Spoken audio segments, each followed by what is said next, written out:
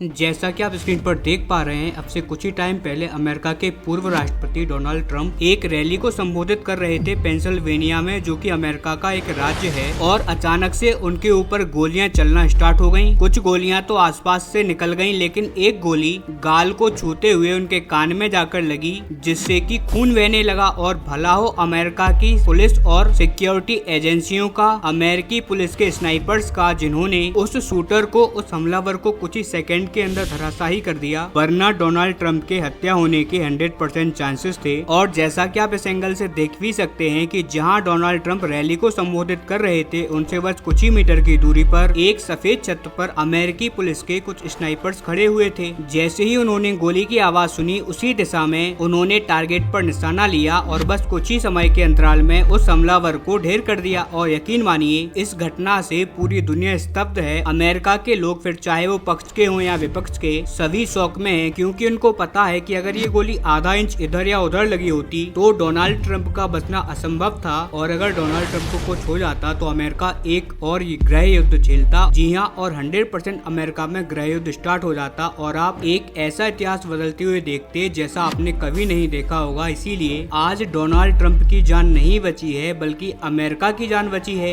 As a country. फिलहाल Donald Trump की बात करें तो उन्हें अस्पताल ले जाया गया है। वहाँ से उनको प्राथमिक उपचार करने के बाद बड़ी मेडिकल फैसिलिटी के लिए रवाना कर दिया गया है, क्योंकि जहां पर ये घटना घटी वहां पर एक तो अस्पताल छोटे थे, इसके अलावा वहां पर रखना उनको सेफ नहीं था, इसीलिए उनकी लोकेशन भी चेंज कर दी गई है। इस घटना के तुरंत बाद पूरी अमेरिकी स्टैब्लिशमेंट सख्त हो गई है। जो अमेरिका के राष्ट्रपति हैं, उन्होंने ट्रंप को कॉल कर उनका हालचाल पूछा, और जो एजेंसियां हैं उनको आदेश दिया है कि इस घटना के ऊपर तुरंत और हाई लेवल पर इन्वेस्टिगेशन की जाए। सारे फैक्ट्स और फाइंडिंग अमेरिकी जनता के सामने रखे जाएं, ताकि देश के अंदर कोई भी अनहोनी ना हो। क्योंकि आप जानते ही होंगे कि डोनाल्ड ट्रंप के समर्थक बहुत ही ज्यादा कट्टर हैं। एक छोटी सी अफवाह भी अगर उनके कानों में पड़ी तो वो हिंसा करने से पीछे नहीं हटेंगे। वहीं अगर बात करें कि आने वाले अमेरिकी चुनाव पर इस घटना का कोई असर पड़ेगा, तो मेरे हिसाब से तो कोई भी बड़ा प्रभाव नहीं पड़ेगा, क्योंकि ट्रंप ऑलरेडी बाइडेन से बहुत आगे हैं। उनका जीतना लगभग तय माना जा रहा है। उसके ऊपर से पिछले एक महीने में जो बाइडेन ने जो गलतियां करी हैं, कभी वो यूक्रेन के राष्ट्रपति को पुतिन कह देते हैं, कभी वो अपने देश के उप राष्ट्रपति को कुछ और कह देते हैं, जिससे कि अमेरिकी जनता उनको लेकर खुश नहीं है। ऐसे में डोनाल्ड ट्रंप का जीतना तो तय ही था, लेकिन इस घटना ने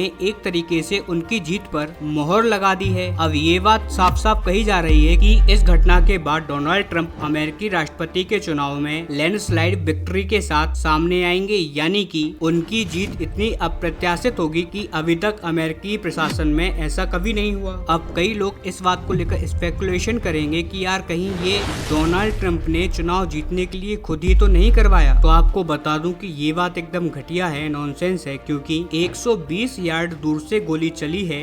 वहाँ से इस बात का अंदाजा लगाना कि गोली चलाऊंगा तो कान पर ही जाकर लगेगी या कंधे पर ही जाकर लगेगी, ऐसा संभव ही नहीं है। क्योंकि इतनी दूर से जब गोली चलाई जाती है तो 1 इंच इधर उधर हो ही सकती है। ऊपर से गोलियां एक नहीं कई सारी चली हैं डोनाल्ड ट्रंप के ऊपर, यानी कि इन्हें जान से मारने की कोशिश की गई है। और जो हमलावर था वो लगभग इसमें सफल भी हो गया था। बाकी 1-2 दिन में अमेरिकी एजेंसियां इस मामले में जांच कर सारी जानकारी दुनिया के सामने रख देंगी, तब इसके बारे में और पता चलेगा। और जो भी इसके ऊपर रिपोर्ट आएगी मैं आपको तुरंत दूंगा, लेकिन उसके लिए आपको इस चैनल को सब्सक्राइब और वीडियो को लाइक करना होगा।